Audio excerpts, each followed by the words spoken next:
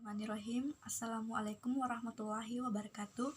Terima kasih atas kesempatan yang telah diberikan kepada saya sehingga saya dapat mempresentasikan makalah saya yang berjudul Tata Kelola Perusahaan. Adapun pengertian tata kelola perusahaan yaitu sistem yang dipergunakan untuk mengarahkan dan mengendalikan kegiatan bisnis perusahaan.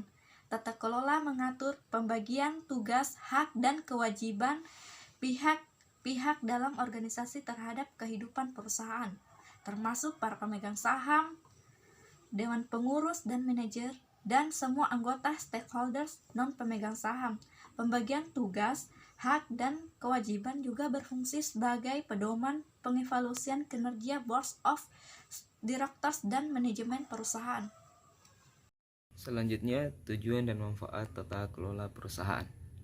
Yang pertama, mendorong tercapainya kesinambungan perusahaan melalui pengelolaan yang didasarkan pada prinsip transparansi, akuntabilitas, responsibilitas, independensi, serta kesetaraan dan kewajaran. Yang kedua, mendorong pemberdayaan fungsi kemandirian masing-masing organ perusahaan, yaitu Dewan Komisaris, Direksi, dan Rapat Umum Pemegang Saham.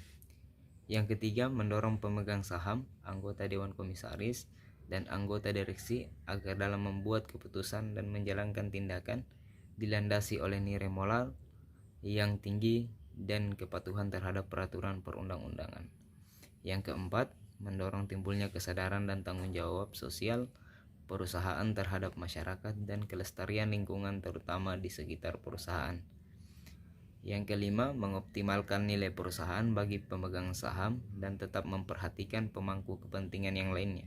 Dan yang terakhir, meningkatkan daya saing perusahaan secara nasional maupun internasional sehingga meningkatkan kepercayaan pasar yang dapat mendorong arus investasi dan pertumbuhan ekonomi nasional yang berkesinambungan. Baiklah, terima kasih atas waktu yang diberikan kepada saya untuk melanjutkan materi yang sebelumnya. Prinsip tata kelola perusahaan. Secara umum terdapat 5 prinsip dalam GCG menurut KNKG. Yang pertama, transparansi, yaitu penyediaan informasi yang material dan relevan dan cara yang mudah diakses dan mudah dipahami oleh pemangku kepentingan. Perusahaan harus mengambil inisiatif untuk mengungkapkan informasi, bukan hanya informasi yang diisyaratkan oleh peraturan perundang-undangan, tetapi juga hal-hal penting untuk pengambilan keputusan pemegang saham, kreditur, dan pemangku kepentingan lainnya. Kedua, akuntability, yaitu pertanggungjawaban kinerja perusahaan secara transparan dan wajar. Perusahaan harus dikelola secara benar, terukur, dan sesuai dengan kepentingan perusahaan dengan tetap memperhitungkan kepentingan pemegang saham dan pemangku kepentingan lainnya. Yang ketiga, responsibility, yaitu pematuhan peraturan perundang-undangan serta melaksanakan tanggung jawab terhadap masyarakat dan lingkungan. Perusahaan dapat memelihara kesinambungan usaha dalam jangka panjang dan mendapat pengakuan sebagai good corporate citizen.